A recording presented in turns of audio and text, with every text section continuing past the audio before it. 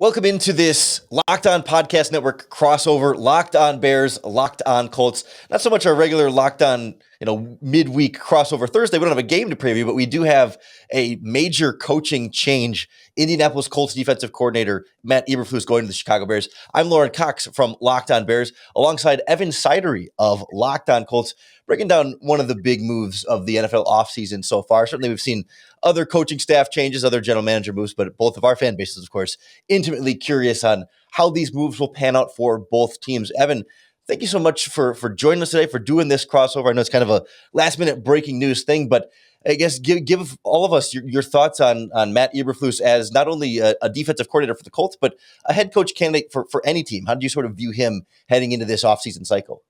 Yeah, absolutely. Appreciate having me on, Lauren. And quite honestly, for Matt Eberflus landing in Chicago, I was a little bit surprised just because I thought the Bears, especially with Justin Fields, their quarterback, would go out and try to get an offensive guy, but they're finalists outside Jim Caldwell were Dan Quinn and Matt Eberflus, defensive guys. You have to wonder what's next for them with the offensive coordinator. We've heard some rumors already about Patullo from Philadelphia, who was formerly on the Colts staff when Eberflus was there in 2018. He followed Nick Sirianni to Philadelphia.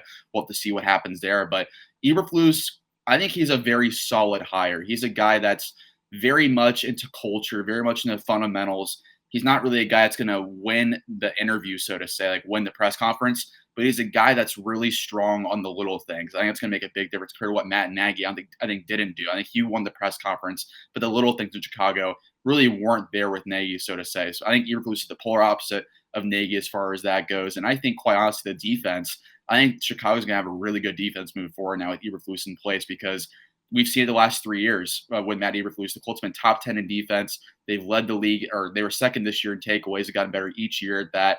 Darius Leonard has a lot to do with that, of course, with his takeover machine ability. But if I was a Bears fan, I was like at Roquan Smith. I'd buy all the Roquan Smith stock I could right now because he's going to be Darius Leonard 2.0 in Matt Eberflus' scheme. And he's going to have a lot of tackles, a lot of turnovers. He's going to be a turnover machine for Eberflus in that system. I think the Bears, it's been kind of a down year for them, but him for Chicago, having a defense with Roquan Smith, having Khalil Mack still on the edge, I think still very slept on now in the NFL. I know he's getting a little older, but he's still a legitimately top good edge rusher. You have great secondary pieces as well. Eberflus, I think, saw the opportunity in Chicago. I think the Bears saw the opportunity as well to get a legitimate defense back in the Windy City. I think it's a very solid hire. I'm still a little bit, we'll dive into it more throughout this episode, but Eberflus has been very consistent as far as the defense production goes. We saw it in Week 18 against Jacksonville where Trevor Lawrence kind of sliced through that defense. But as far as fundamentals go, as far as the little things go, and the talent in place in Chicago, I think Chicago did very well getting Eberflus. He's been a guy in the head coaching circles for the last 2 or 3 years already. So he's been one to get a job. I think he landed a really good spot in Chicago. Yeah, I think we've heard a lot on the outside about fundamentals and culture and leadership, those type of things from Eberflus, and all of that is not X's and O's, and all of that is not scheme. And I know a lot of that can be, especially defense, can be so hard for us to really get the intricacies on the outside. But it just seems like, reading between the lines here, it doesn't sound like it's a particularly, not that it's a bad quote unquote scheme, but just that it's not a particularly like new or innovative defensive operation. And I'm curious how Colts fans have thought about that over the last few years. I mean, the numbers in terms of where they rank seem to be doing well enough. So it's like it's not working. But is it simplistic? Is it predictable at times, or how has it been so successful? Even though we don't seem to hear it described as complex or innovative. Yeah, I think you hit the nail on the head with the word you used there, Lauren, which is simplistic. I mean, the Bears, I think, are going to learn very quickly. This is what Eberflus mentioned in 2018 when he was hired. The defense he runs is all about zone coverage. You play cover 2, cover 3 shell, and you just have your zone, and whoever gets in that field of that blade of grass, you just go out and tackle them. You gang tackle them. It's all built around speed. It's all around fundamentals. And I think you're going to see Chicago play a lot of heavy zone this year, a lot of cover 2, a lot of cover 3. Eberflus has mixed up a little bit the last couple of years, playing a little bit more man as well late in the season, but it's very predominantly about 70% zone. And you're going to see a lot of that this year in Chicago and moving forward. But surprisingly, I know Colts fans were very frustrated with the way their defense played a little bit against very elite quarterbacks because we've seen it before. A couple years ago, Drew Brees won that football. He had 1 incomplete pass the entire game. I think he threw for 5 touchdowns as well. Gardner Minshew, season opener last year, had 2 incomplete passes, threw for 400 yards on this Colts defense. When this Colts defense is not doing well, they get sliced apart. And it's all about that zone defense. And if the quarterback is able to find those soft zones, he exploits it pretty well. I mean, elite quarterbacks who have gone against Colts defense the last couple of years consistently over 70% completion percentage. It's really a bend but don't break defense that relies an awful lot on turnover luck. And luckily they had Darius Leonard the last couple of years. But if they didn't have Darius Leonard in this defense, quite honestly, Lauren, I don't think they'd be an above average defense at all. I think they'd be more so just straight in the middle there. So I'm really curious to see who steps into that Darius Leonard type role. Like I mentioned, maybe that is Roquan Smith, who I think is very slept on the NFL. So I know you've mentioned that a lot in your podcast as well. Roquan is one of those guys that I think is going to be very deserving of big money very soon. But Roquan Smith could be that guy, but outside of that, you have better pass rushing in Chicago, which the Colts have not had the last couple of years. You have DeForest Buckner in the middle, but Khalil Mack on the edge is going to help out a lot there. But like I mentioned, I think it's very inconsistent what they've done. And a lot of Colts fans, surprisingly to me, from my interactions on Twitter, they wanted Matt Eberflus gone. They wanted him to go and just get fresh life in this Colts defense because it was so simplistic. It was very readable from good quarterbacks where if you find those soft zones, you're going to give up a lot of yards. It's all based on if you can keep out of the end zone there. So I could see Bears fans getting frustrated at Eberflus' scheme, but he's a guy, like we mentioned at the top of the show, Lauren. He's very much culture, fundamentals, the small things. I think he's going to help a locker room. He'll be very respected in that locker room. There was nothing but glowing things that Darius Leonard, DeForest Buckner, Kenny Moore, all these leaders on defense has said about Eberflus the last couple of years. But I hope from the Colts side of things, Colts fans that want to let him go, it might not be grass is green on the other side, so to say, because I think Eberflus is legitimately a top 10 defensive coordinator in this league. I think a lot of it might be due to the talent he's had on there. I know they had Buckner, they had Leonard, they had Moore, but everyone else very young. I think this Bears defense is a lot more ready to go, so to say, for what Eberflus is looking for there. Yeah, I really want to dive into a little bit more specifically some of the Colts personnel and where that line is between like roster building and the quality of coaching, helping get more out of some of those players. We'll dive into that and so much more about this Matt Eberflus hire for the Bears and what's going to be left for the Indianapolis Colts. Coming up next on this Locked On Podcast Network crossover, Locked On Bears, Locked On Colts. Our Thursday crossover brought to you by our friends at GetUpside, makers of an incredible app for anyone who listens to these podcasts and buys gasoline. You don't have to be a Bears fan. You don't have to be a Colts fan. You just have to put gas in a car. Anytime you fill up your tank, you can get cash back for every gallon of gas you purchase every time you fill up. You just download the free GetUpside app in the App Store or Google Play and enter in our promo code TOUCHDOWN. And you're going to get 25 cents per gallon or more cash back when you fill up your tank. Don't pay full price at the pump anymore, especially the way gas prices have been fluctuating. They went up for quite a while. They're coming back down a little bit, but never really quite sure what exactly we're going to get every time we go to the pump. GetUpside can help make it just a little bit easier on your wallet. Some people who drive a lot are making as much as $200 to $300 a year in cash back, and there's no catch. The money gets added right to your GetUpside account, and you can cash out at any time. If you want to direct deposit into your bank account, they'll also go through PayPal, or you can even cash out with e-gift cards to online retailers like Amazon and other brands. So download the free GetUpside app on your Android or Apple device. Enter in our promo code TOUCHDOWN to get 25 cents per gallon or more cash back when you fill up. It's promo code TOUCHDOWN when you download the GetUpside app. You know, it's interesting. Matt Eberflus was not one of the betting favorites for the Chicago Bears head coaching opening over at our friends at BetOnline.ag, the number one place we recommend for all of your sports betting needs.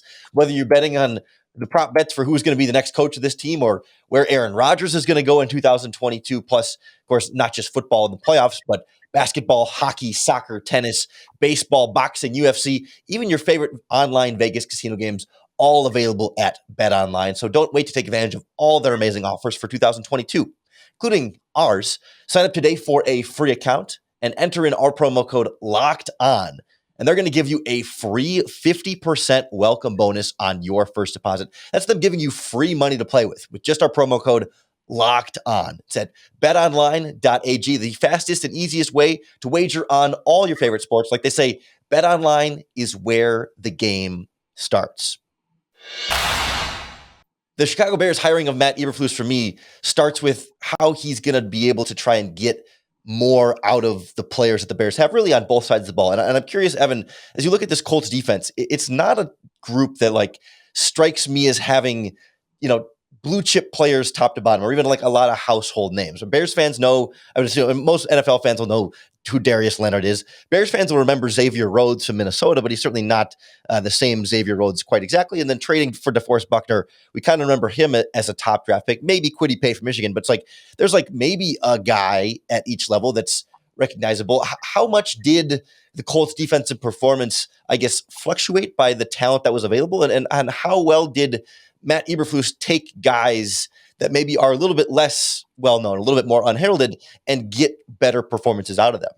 Yeah, this defense has been absolutely built from the foundation up since Chris Ballard got there in 2017. Obviously, Eberflus came on a year later once Chuck Pagano got fired. He joined Frank Reich on that coaching staff. But when they joined in 2018, this defense was completely different. I mean, teared it completely down. They've had actually all 11 new starters since 2018. This defense is completely different than what it was when he first arrived. And it's all built around young players. Sans DeForest Buckner, who they traded for with a first round pick.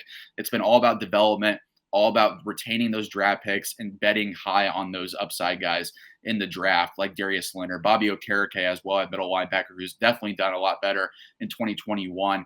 Also, Kenny Moore, like you mentioned before, is one of the more underrated slot corners in the NFL. He finally got a Pro Bowl nod this year. Julian Blackmon as well at safety, Kari Willis as well. There's a lot of young guys in this defense, and Eberflus has really been instrumental in helping to develop those guys. But there's one blind spot, I would say, and that's probably why he got let go with their defensive line coach, Brian Baker. And Eberflus plays a little bit of a role in this too, I imagine. But there's been a lack of edge rush development in Indianapolis outside of Kwity Paye, who was his rookie year this year, who kind of flashed in the second half of the season. But they spent all these second-round picks on guys like Kamoko Toure, Tyquan Lewis, Terrell Basham, Ben Banogu, and they've all flamed out. They really haven't done well in Indianapolis. So that's one thing I would say to watch out for in Chicago is how those edge rush guys develop, because it hasn't happened much here in Indianapolis. But it's all about young guys in development. I do think in Chicago, it's more of a ready-made system for Eberflus, where he doesn't have to worry about developing guys that much. I know there's still some young guys on that defense, but you have a lot of Pro Bowlers, a lot of All-Pros on that defense who could really step up right away into the roles that we saw multiple Colts players step up to into elite situations over the last couple of years. So I really think this Bears defense could be in line for a big jump this year. It's been kind of lagging behind the last couple of years. I think getting Eberflus on board, it's going to be, I think, a really different defense we're used to in Chicago, but I think it's going to actually benefit them a lot. A lot of disciplinary stuff, a lot of turnover heavy approach where it's going to be everyone has to go for the ball when you tackle. Everyone has to go out and get that as far as gang tackling. It's a lot more. Matt Eberflus has this little chart he made in 2018. It's really taken off sort of in the Colts land, so to say.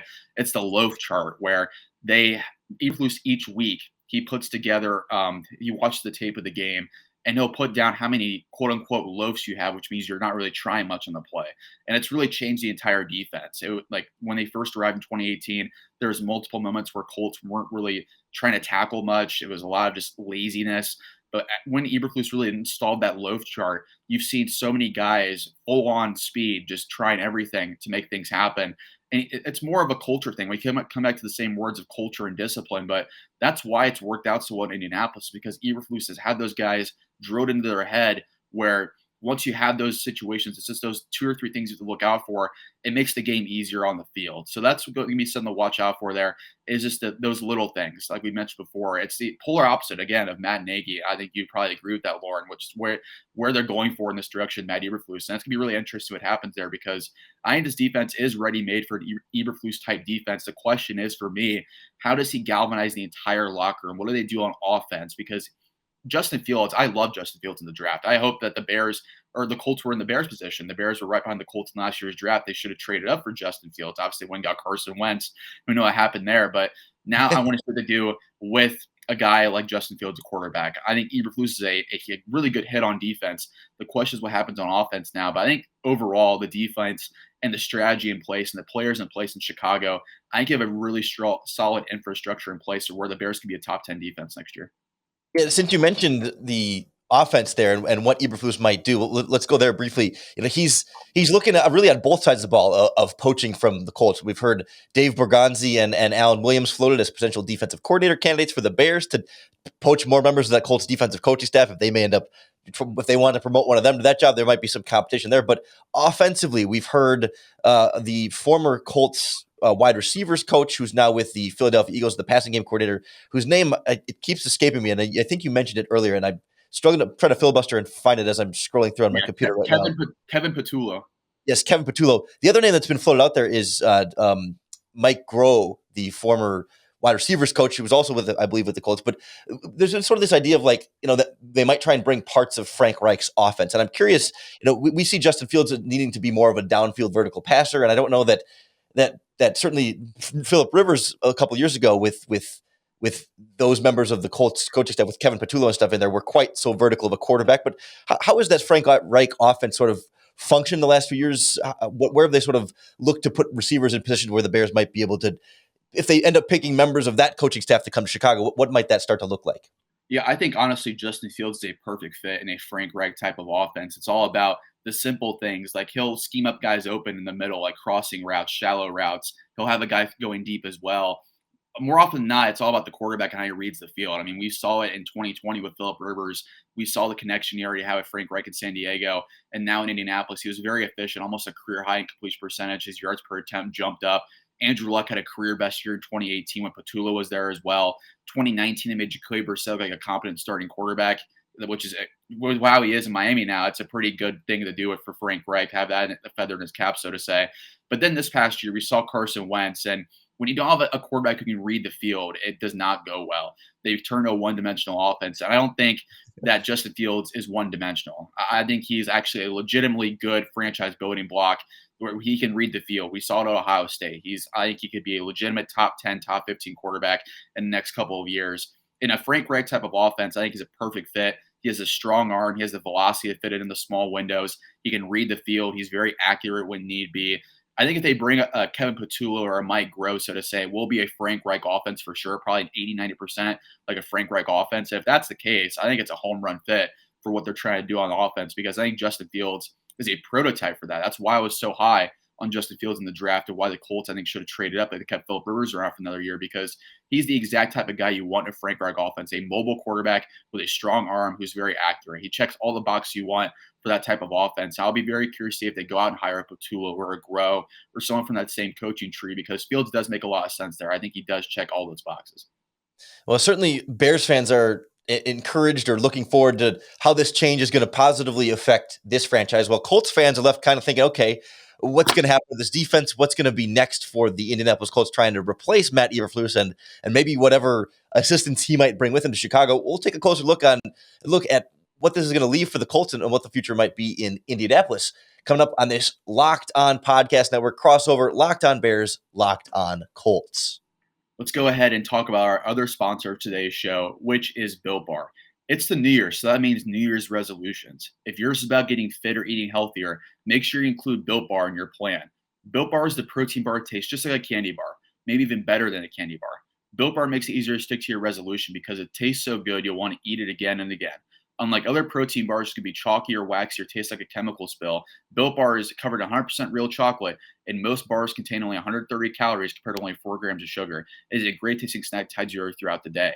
And if you're not a huge fan of working out, you can at least eat something that tastes good and is good for you. That way, when you enjoy a delicious Built Bar, you can almost count it as a workout.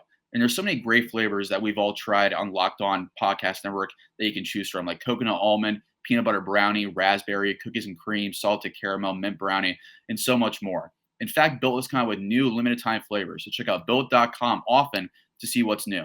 Go to Built.com, use our promo code LOCKED15, LOCKED15, and get 15% off your order. Again, use promo code LOCKED15, LOCKED15 for 15% off at Built.com. Let's go ahead and dive in now, like you mentioned, Lorin, into the Colts side of things. And like I mentioned at the top of the show, you saw, I mentioned to you, many Colts fans wanted to move on from Matt Eberflus. And I don't know if that's a smart idea from the Colts fans, because we've been talking the last 15 or so minutes, I think Eberflus is a great fit for what the Colts want to do. And now with Eberflus gone, they might hire someone in-house, but you have to wonder what this does for the Colts because they've been internally planning for this. According to Albert Breer, you mentioned a couple days ago, the Colts have been preparing for this. For that Eberflus probably gets a job in Chicago or Jacksonville this offseason. So we'll have to see what happens next year. But I do wonder they probably won't go much away from the Eberflus tree. You have to imagine because they have all these guys in place. I can't see DeForest Buckner fitting much in a 3-4. Same for Darius Leonard. I can't see him being a guy off the edge that much. So I imagine they probably keep someone in house, but really quickly, we brought up before as a potential DC with Matt Eberflus in Chicago. I think Dave Borgonzi is actually a really great fit for Chicago because he's been instrumental in developing Darius Leonard and Bobby Okereke, EJ Speed, Zaire Franklin, all these great young linebackers for the Colts is mostly in part due to Eberflus and Borgonzi. And Borgonzi's been wanting to be a DC for a very long time. He's been well deserving of it. I think if Eberflus left, he was the guy I wanted to go to Indianapolis and be the DC to get that promotion. But it sounds like, according to multiple reports, Borgonzi might be the guy that follows Eberflus to Chicago. So what's your thoughts on that, Lorin? Because from my standpoint, I think Borgonzi would be a home run fit. He's a young guy, very, I would say, forward thinking as far as defense goes. I think he'd be a perfect fit there in Chicago. So what's your idea of Borgonzi following Eberflus there? Because obviously Eberflus still calls the plays on defense, but I think Borgonzi is sort of Eberflus 2.0, and he'd be a great fit there. Yeah, it feels like the Bears and the Colts are going to be just competing for defensive coordinator candidates at this point, right? I mean, they're both looking for the same. I mean, obviously, Eberflus is looking for his guys, and Colts are probably going to be looking for similar style of Eberflus coaches. And so somebody like Borgonzi would definitely be that name that I would have circled right away. I mean, when you coach the linebackers and somebody like Darius Leonard to play, I mean, obviously Leonard came in with some very real talent there, but fell to the second round for a reason too. I mean, a smaller school prospect, so it wasn't like he was guaranteed to be this home run when they brought him in. But of course, like he has been, and the coaching staff deserves some credit for that. I mean, he's also just inherently talented as well too. And then I think you mentioned earlier the way they've been able to slowly kind of bring along Bobby Okereke. I can never pronounce it. Bobby, is it Okereke? Yeah, he's actually changed the pronunciation multiple times himself. It was Okereke, and now it's Okereke according to him. So it's Bobby Okereke.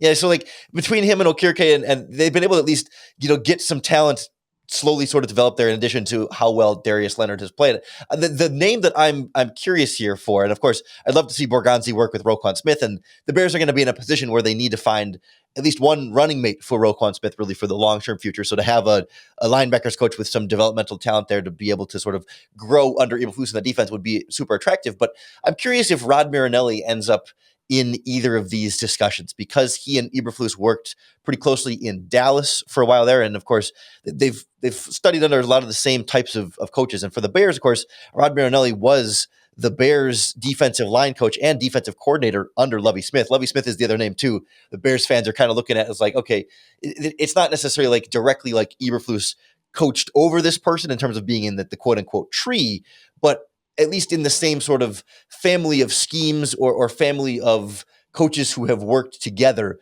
whether or not Marinelli or Lovie Smith, depending on if he's going to be available and want to make that jump either to Indianapolis or Chicago, if those could be guys that might shake things up as more of like a veteran defensive coordinator to pair either with Eberflus as a young head coach or a veteran defensive coordinator to come to Indianapolis and right the ship a little bit more and not let things get too shaken up, having just lost the really like the cultural leader of that defense.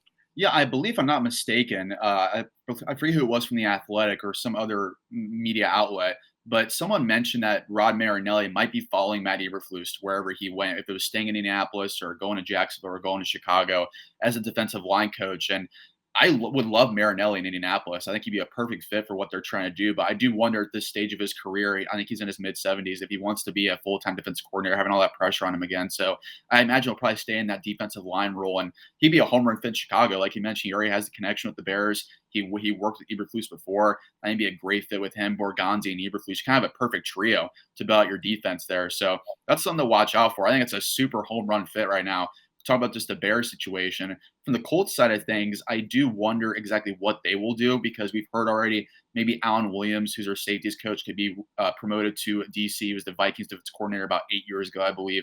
He's the only guy on their staff with DC experience. But outside of that, the Colts might be looking externally to find that answer for Eberflus. But, I mean, we're talking about Chicago here, and I'm kind of talking myself a little bit into Eberflus, Borgonzi, and Marinelli. I mean, what's your thoughts on that? If that were to happen, that's kind of a home run situation for that defense. Yeah, it's interesting what they want to do schematically, right? Because we know that Eberflus over the years has worked in both 3-4 and 4-3 defenses, and the Bears. I mean, not that it's especially nowadays with Eberflus's defense in the nickel, the majority of 70-80% of the time. Anyway, the line between what truly is a 4-3 and 3-4 base defense is so blurred where it's maybe not as big of a deal. But Rod Marinelli has pretty consistently been a 4-down lineman defensive line coach, and of course the Eberflus coming from that with Indianapolis, it might be easier for Eberflus to adapt to more of a 3-4 if he brings in guys that are a little bit more 3-4 base. But I'm just curious what that'll look like if they want to have Khalil Mack and Robert Quinn go back to putting their hands in the dirt and make Roquan Smith more of that true like middle linebacker as opposed like 4-3 middle linebacker as opposed to just the sort of off ball linebacker of the 3-4, and how they see this Bears personnel fitting into some of those moves, because I think they have guys that are versatile enough in the front seven to be able to line up in a lot of different places. Like you talked about earlier, where Buckner doesn't really feel like a guy who can be a true 3-4 type player. And I don't think I don't know as far as Kwity Paye being able to fit in some of those spots, or like Darius Leonard, like you said, like it feels like Indianapolis is a little bit more locked in personnel wise in terms of how they want to align in that front seven. And I think the Bears, I mean, when I first think about the Bears, I think they're pretty locked into their 3-4 alignment, but I do think perhaps there could be some potential here for like enough of a scheme change that the players could start to fit into just a little bit more. And if you have the Marinelli defensive line coaching to help them adjust to being another gap over, I think it could go a long way towards having the right coaches in that transition. If the players are going to be the ones transitioning, or if the coaches are going to have to adapt their way to fit the Bears talent more to a 3-4, would you want a defensive line coach and maybe a linebackers coach that's more inclined schematically to some of the other things the Bears might want to do? So that's what I think Bears fans are eagerly waiting to see how this new coaching staff might weigh it. Yeah, I think honestly that you mentioned, I think they fit perfectly if they want to move to a 4-3. I mean, Roquan Smith fills a Darius Leonard role. I think Khalil Mack and Robert Quinn, hands in the dirt, bookends, opposite sides, is absolutely terrifying in a 4-3 defense. I also want to, before we wrap things up, Lorin, I want to just go over for Bears fans that are curious, maybe some Eberflus connections in free agency, because I think the Bears have around $30 million in cap space, according to Over the Cap. And I imagine Eberflus will want to bring some guys from the Colts over, or at least have some Colts connections. And I want to name off a couple for you on defense and want to get your thoughts on them. Yeah. Anthony Walker is a linebacker. We're talking about who could make sense. He played for the Colts last year. But before this past year, Bobby Okereke took over his spot. But Anthony Walker was an excellent fit next to Darius Leonard from 2018 through 2020. I could see him being a guy. He played for the Browns this past year, mostly on rundown situations, but I could easily see Walker and Roquan Smith being a good duo at linebacker. Al-Quadin Muhammad is a free agent edge rush for the Colts. He had 6 sacks this past year, career high. Eberflus absolutely loves Al-Quadin Muhammad. He's a guy who fits his system perfectly. He loves guys who sets the edge on the run. He likes guys with upside in the pass rush. I believe he's only 26 years old as well. He's not going to break the bank either. He'd be a great rotational edge rusher. And then the guy we talked about just a few minutes ago, Xavier Rhodes. I would not be surprised at all if they went out and tried to get Xavier Rhodes, because Matt Eberflus is in love with Xavier Rhodes too. The main reason why the Colts signed him 2 years ago is because he coached him in the Pro Bowl a couple years ago, and he said, I can get the most out of Xavier Rhodes. Obviously, he's a little longer in the tooth now, going to be 31 years old, but I could see him being a guy you could maybe mix in the rotation on secondary. So there's a couple guys there on each level of defense, defensive line, linebacker, and corner, who I think can make sense in that defense. Yeah, I appreciate you bringing those up. And I'm sure, once we get into more free agency mode on both of our podcasts here, if we have any crossover of talent going from one way to the other, we'll definitely have to reconnect like this and get back on and break down some of these guys a little bit more in depth. But that's going to do it for our crossover Bears Colts Locked On Podcast Network, breaking down the Matt Eberflus hire for the Bears and what's going to happen next for the Indianapolis Colts. I hope everyone will keep tuning in 5 days a week to the Locked On Bears and Locked On Colts podcast, making them your first listen every day. We will be back for you next week to break down what's going to be in the uncertain futures for both of these two teams, what's going to be next. So much more to get to. And thank you for tuning in, and I hope you'll keep joining us all week long, every day, all offseason long, right here on the Locked On Podcast Network.